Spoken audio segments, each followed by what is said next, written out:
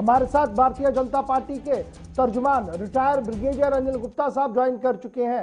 गुप्ता साहब बहुत शुक्रिया सर ज्वाइन करने के लिए। लगातार पहले फेज से आप हमारे साथ ज्वाइन कर रहे हैं, बात रख रहे हैं, तज्जिया भी कर रहे हैं, लेकिन लगातार एक चीज का जो एहसास किया गया वो ये था कि जिस टाइमिंग पोलिंग हुई है, यानी जो टाइमिंग दी गई है, अगर इसको स्ट्रेच किया जाता तो शायद और ज्यादा बेहतर होती है। आज सुबह 7 के बदले 8 शुरू होती और 2 से 4 बजे तक हो जाती तो ये पोल परसेंटेज और बेहतर हो सकता था, और बढ़ सकता था। गौर साहब, तमाम नाजरीन को जय माता दी, सलाम वालेकुम, सत श्री अकाल और गुड मॉर्निंग। आपने जो बात कही है मैं उससे पूरी तरह से सहमत हूं। और जब ये पूरी कवायद शुरू हो रही थी और पहली बारी जब इसके अनाउंसमेंट हुई थी, तभी मैंने चीफ इलेक्शन कमिश्नर को एक ट्वीट करके कहा था कि 7 बजे का वक्त खासकर इस मौसम में जबकि सर्दियां आ रही हैं बहुत जल्दी है और हमें इसको सोचना चाहिए और बदलना चाहिए। लेकिन उन्होंने इस बात का ध्यान नहीं दिया। उसका क्या कारण है मैं नहीं जानता, लेकिन मैं आपसे पूरी तरह सहमत हूं। ये वक्त 7 बजे का वक्त खासकर सर्दियों के मौसम में, और जैसा कुछ लोगों ने कहा कि उन्हें दूर दराज के इलाकों से, पहाड़ियों से आना जाना होता है, और आज जम्मू जैसे शहर में इतना ज्यादा धुंध है तो बाकी इलाकों में कैसे होगा आप देख सकते हैं। तो मैं पूरी तरह से सहमत हूं कि ये वक्त जो है 7 बजे का जल्दी है। चलिए अब आहिस्ता आहिस्ता करके कंक्लूड हो रहे हैं। आज 6th फेज भी कंप्लीट हो गया। अब हमारे पास बहुत थोड़ा सा एरिया है जहां पर चुनावी दंगल होना है। एज ए प्रिंसिपल पार्टी के आप इस वक्त रिप्रेजेंट कर रहे हैं बीजेपी को। अब गणित का भी हिसाब किताब लगाया गया होगा पार्टीज के अंदर, तो ये जो पॉलिटिकल पंडित गणित लगाते हैं, क्या कुछ कह रहे हैं बीजेपी के बारे में, रेस्ट पार्टीज के बारे में? मुकाबला तगड़ा है या वन साइड मान रहे हैं? देखिए, ऐसा है कि मैं कभी इसके बारे में गैस वक्त नहीं करूंगा, क्योंकि इसकी पूरी की पूरी जिम्मेवारी जो है वो वोटर्स पर है। वोटर्स क्या कहते हैं और क्या करते हैं, क्या बोलते हैं और वोट किसको डालते हैं, आप इसको कभी भी मान नहीं सकते हैं। जो हम देख रहे हैं उसे हम ये नहीं मान सकते कि वही नतीजे होंगे। इसलिए मैं इसके ऊपर गेस नहीं करूंगा, ना हमारी पार्टी कर रही है। पर मैं ये बात जरूर कहूंगा कि मुकाबला तगड़ा है। मुकाबला तगड़ा है, यानी जितनी मेहनत बीजेपी ने की और जो रिपोर्ट्स ग्राउंड जीरो से आ रहे हैं, आप ये मान रहे हैं कि बहुत सारी चीजें ऐसी हैं जिन पर और ज्यादा मंथन करने की जरूरत पड़ेगी, पार्टी के अंदर भी और पार्टी के बाहर पर भी, ग्राउंड पे? नहीं, मैं अपनी पार्टी के इलेक्शन कैंपेनिंग से बहुत खुश हूं। जितना इलेक्शन कैंपेनिंग हमारी पार्टी के कार्यकर्ताओं और लीडरों ने किया है शायद किसी पार्टी ने किया हो। और जैसे मैंने कहा कि नतीजे जो हैं वो कुछ भी हो सकते हैं, लेकिन हमने मेहनत में कोई कमी नहीं छोड़ी है। हर पूल तक, हर पोलिंग बूथ तक हम पहुंचे हैं, हर लोगों के पास हम पहुंचे हैं, और हमारी कोशिश रही है कि लोगों को समझाया जाए कि जो नेगेटिव कैंपेन किया जा रहा है बीजेपी के खिलाफ वो एक बीजेपी बैशिंग है, ना कि हकीकत है। हमने लोगों को हकीकत बताई है और हमें बड़ी खुशी की बात है कि लोगों ने उसमें हमारे साथ हमदर्दी भी की है और हमें यह यकीन दहानी भी की है कि हाँ, जो हम कह रहे हैं वो सच है। लोगों ने हमारे विकास को पहचाना है और उसकी अप्रिशिएशन की है। ऑपोजिशन की तरह नहीं कि उन्होंने आंखें मूंद के सिर्फ यही कहना है कि कुछ विकास नहीं हुआ है। ऐसा नहीं है। आप जमीन पर जाइए, लोगों से मिलिए, बड़ी खुशी होती है उनसे मिलके, उनसे सुन के कि हाँ, यहाँ पर विकास हुआ है और ऐसा विकास हुआ है जो कभी उन्होंने 60-70 सालों में नहीं देखा था। चलिए आप बने रहिए हमारे साथ। अहमद अय्याज साहब भी मारूफ तज्जिया निगार कश्मीर से इस वक्त हमारे साथ ज्वाइन किए हुए हैं। अहमद अय्याज साहब, बहुत शुक्रिया ज्वाइन करने के लिए। मुख्तसरन आपकी भी एक रिएक्शन लेना चाहूँगा। छठा मरहला ख़त्म है, लेकिन छठे मरहले के इख्तिताम पर जो तज्जिए तबसरे हो रहे हैं वो यही है कि एक इनकलाबी इकदाम उठाया गवर्नमेंट ऑफ इंडिया ने, और शायद गवर्नमेंट को भी इतना एहसास नहीं था कि इस तरीके का टर्नओवर होगा। लेकिन अब जो ये टर्नओवर हुआ है, क्या वाकई तौर पर जो बीजेपी लगातार कह रही है कि हमने इस 2 साल के दौरान या 1.5 साल के दौरान जितना विकास किया है, जितना काम किया है, तरक्की मंसूबे आगे बढ़ाए हैं, उसका नतीजा यह है कि लोग उन पर भरोसा कर रहे हैं, बाहर आ रहे हैं? Cutting across the regional lines, दोनों साइड का बताइएगा, क्योंकि आप जम्मू भी रह रहे हैं बहुत देर तक।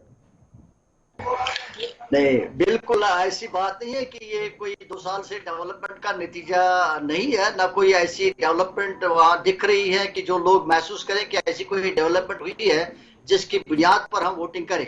बेसिकली इसका जो जो जो इग्निशन या इसकी जो ये जो ज्यादती हुई, वोटिंग का जो परसेंटेज ज्यादा हुई, वो यही है कि गुपकार डिक्लेरेशन जो होगी, गुपकार अलायंस ने जो ये इलेक्शन में लड़ने का फैसला किया बीजेपी के खिलाफ, क्योंकि बीजेपी ने जो 370 को एब्रोगेट किया और उसके बाद जो डेवलपमेंट्स हुई उसके खिलाफ जब अलायंसेस बनी तो उन्होंने एक कॉल दे दी कि हमने वोटिंग करनी है, और वोटिंग करनी है इसलिए करनी है, ये बीजेपी के खिलाफ करनी है। तो इसलिए मुझे लगता है कि लोग सबसे ज्यादा बाहर जो आए वो इसीलिए आए कि हमने वोट बीजेपी के खिलाफ करना है। तो इसलिए नहीं है कि कोई डेवलपमेंट बीजेपी ने करी है तो इसलिए वोट किया जाए, ऐसा कोई दिख नहीं रहा है। लेकिन अयाज साहब, जब वोटर से बात करते हैं, क्योंकि एक चीज अच्छी गुप्ता जी ने कही कि प्रेडिक्ट करना काफी मुश्किल होता है अंदर जाके वो क्या कुछ करेगा, लेकिन जिनसे भी हम बात कर रहे हैं लगभग 70 to 80% लोग जो है वोटर है वो दो ही चीजों पर वोट कर रहा है,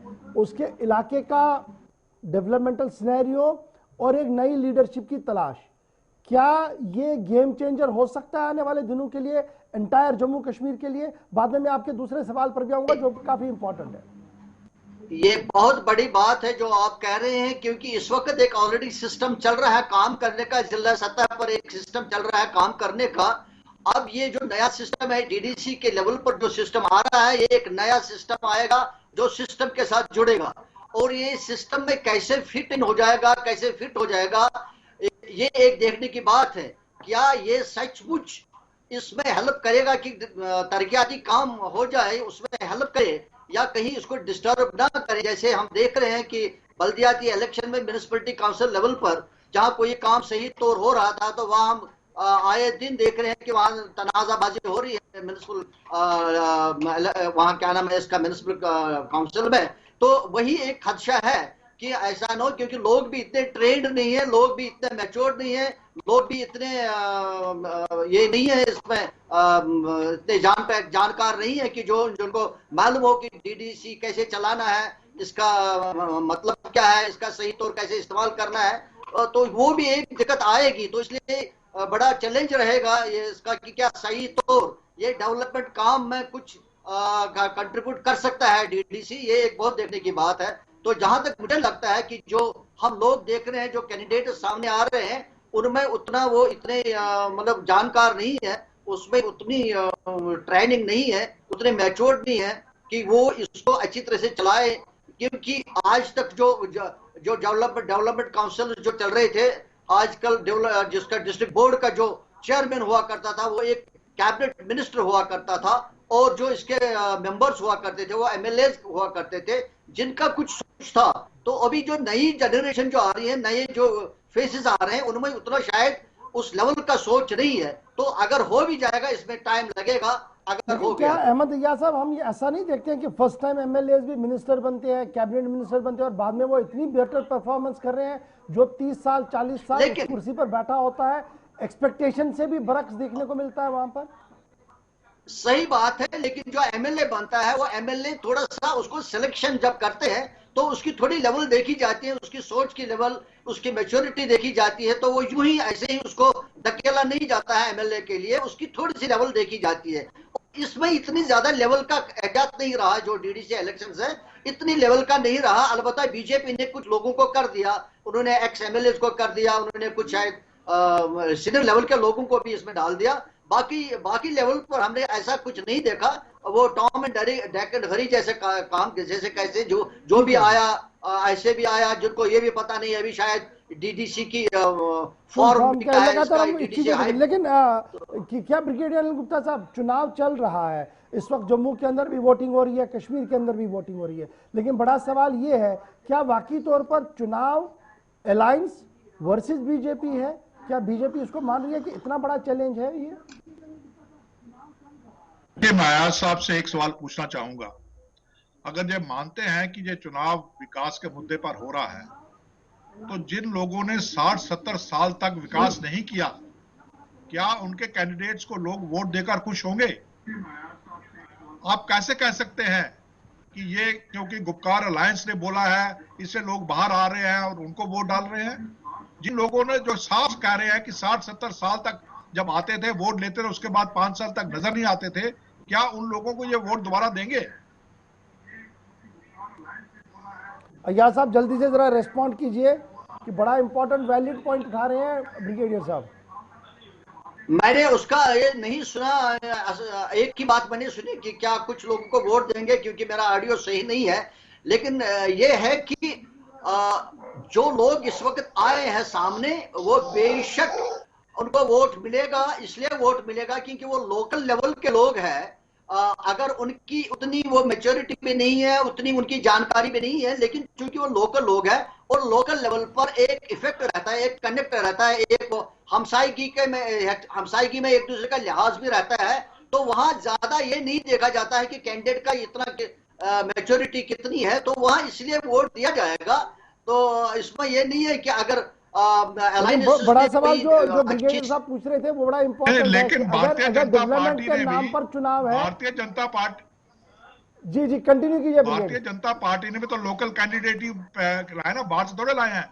हमने कैंडिडेट पैराशूट नहीं किए, हमारे कैंडिडेट भी लोकल हैं, उसी इलाके के हैं, वहीं के रहने वाले हैं, उन्हीं के बीच में से हैं। तो उनके और हमारे गुपकार लाइन्स के कैंडिडेट, हमारे कैंडिडेट में क्या फर्क है? क्योंकि सिर्फ वो बीजेपी से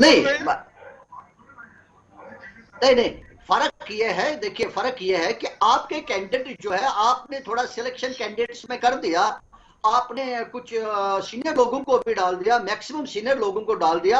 आपने टॉम एंड डकी हैरी वाला मामला नहीं किया कि भाई जल्दबाजी में किसी को भी डाल दो। लेकिन बहुत सारे लोग हैं जो इंडिपेंडेंट आए हैं, जो या गुपर एलायंस ने जो भी किए हैं, किसी हद तक उनके लोग किसी हद तक सही है, जो काम कर सकते हैं। लेकिन मेजॉरिटी जो है, वो जो इंडिपेंडेंट्स की आप बात कर रहे हैं, उनका लेवल क्या है लेकिन वो हमारा इलेक्टोरल रिफॉर्म भी ऐसा है ना, आप किसी को रोक नहीं सकते हैं अय्याज साहब चुनाव लड़ने के लिए, जब तक वो नेशनल हुक पर नहीं होगा वो यहाँ पर। लेकिन ब्रिगेडियर साहब एक लास्ट सवाल बड़ा इंपॉर्टेंट है, क्या वाकई तौर पर चुनाव अलायंस वर्सेस बीजेपी रहा अभी तक? देखिए, होना तो वैसे ही चाहिए था, हुआ नहीं है क्योंकि अलायंस में फूट है। अलायंस ने कि जहां पे कैंडिडेट खड़े किए हैं, वहीं पे 2-2, 3-3 कैंडिडेट उसकी ऑपोजिट पार्टी के हो गए हैं, क्योंकि अलायंस के पार्टनर थे। आज ही देखिए, कल ये कांग्रेस का रविंदर शर्मा ने बोला है कि राजौरी में हमारे साथ इनकी एग्रीमेंट थी, नौशहरा में, लेकिन हमने उनके खिलाफ कैंडिडेट नहीं डाले। पहली बात, ओपनली उन्होंने कहा कि पीजीडीए की और हमारी अलायंस नहीं है, लेकिन पर कल कह दिया कि नौशहरा में हमारी अंडरस्टैंडिंग थी, जहां पे उन्होंने कैंडिडेट खड़े किए, कांग्रेस नहीं किए। लेकिन जहां पर कांग्रेस ने खड़े किए, वहां पे पीडीपी और एनसी ने भी खड़े कर दिए। तो ये हम कैसे माने कि हमारे, yes it is BJP versus all, BJP versus all. तो अहमद अय्याज साहब, ये जो टेक ऑफ वाला सवाल बराबर आ रहा है पहले दिन से कि जिस तरीके की लीडरशिप में जो सब लोग जमा हुए थे वो ग्राउंड पर रिफ्लेक्ट नहीं हुआ, क्या ये सही है फिर जो तनकीद हो रही है अलायंस पर? या उस लेवल पर नहीं है इसका इफेक्ट। लेकिन एक चीज जरूर है कि जहां से उन्होंने टेक ऑफ किया, जहां से उन्होंने शुरू किया, उससे थोड़ा सा ऊपर उठ रहे हैं। इसलिए उठ रहे हैं कि उनकी आवाज नीचे तक आ गई। जब उन्होंने इलेक्शन की बात की, उनको मौका मिला इलेक्शन, डीडीसी इलेक्शन लड़ने का, तो वो इकट्ठे इलेक्शन लड़ने की बात करी एज एन अलायंस, तो लोगों तक नीचे ये बात आ गई। अब इसे इतना ज्यादा असर नहीं हुआ जितना होने की उम्मीद थी कि वो टेक ऑफ कर पाएंगे। लेकिन किसी हद तक उनकी वो जीरो लेवल, अगर मान ले इलेक्शन से पहले उनकी हालत थी, तो अब जीरो से थोड़ा सा वो मूव कर गए। लेकिन अब ये भी जरा बताइएगा, क्या आपको लग रहा है कि इस बार जिस तरीके का दंगल चल रहा है, इसमें बीजेपी कश्मीर के अंदर कोई खाता खोल पाएगी अपने निशान पर, अपने चुनावी वाले निशान पर कोई सीट निकल सकती है? क्या आपके पास ऐसा कोई तज्जिया है? अगर ओवरऑल में देखा जाए तो मुश्किल है, एक्सेप्टिंग अगर कोई कैंडिडेट अपने लेवल पर उसकी कोई अपनी छवि है, तो हो सकता है वो कहीं न कहीं कोई मिनिमम, कोई थोड़ा सा कहीं कर सके, वेरी लिटिल, वो बहुत कम, नॉमिनल जिसको कहेंगे। तो बाकी कश्मीर को लेकर क्या ओपिनियन है? क्या इस बार अपने नाम पर 22 तारीख को आयज साहब के साथ बैठूंगा मैं, अहमद अय्याज साहब के साथ बैठूंगा 22 तारीख को, उनको गिनाऊंगा कितने भारतीय जनता पार्टी के कैंडिडेट या भारतीय जनता पार्टी के सपोर्टेड कैंडिडेट जीते हैं, फिर हम बात करेंगे। चलिए, बहुत शुक्रिया अहमद अय्याज साहब। क्या होगा साहब के 22 तक का इंतजार कीजिए, 22 का बैटल बड़ा इंपॉर्टेंट है, क्योंकि हमने पूरे दिन आपको बताना है। उस दिन बता रहे हैं गुप्ता साहब कि हम बताएंगे कि बीजेपी कवल खिलाने में जम्मू कश्मीर में कितना कामयाब हुई और कश्मीर प्रोविंस में कितना खिला पाई है। लेकिन बड़ा सवाल यह है कि अलायंस वर्सेस अगर बीजेपी है तो क्या यह सिर्फ कश्मीर में है, जम्मू में नहीं? और अगर ये जम्मू वर्सेस श्रीनगर है तो सूरत हाल किसी भी तरीके से बेहतर नहीं है रियासत के लिए, उस रियासत के लिए जो पहले ही तकसीम हुई है। और तकसीम दर तकसीम अगर ये होती रही तो सूरत हाल कतई तौर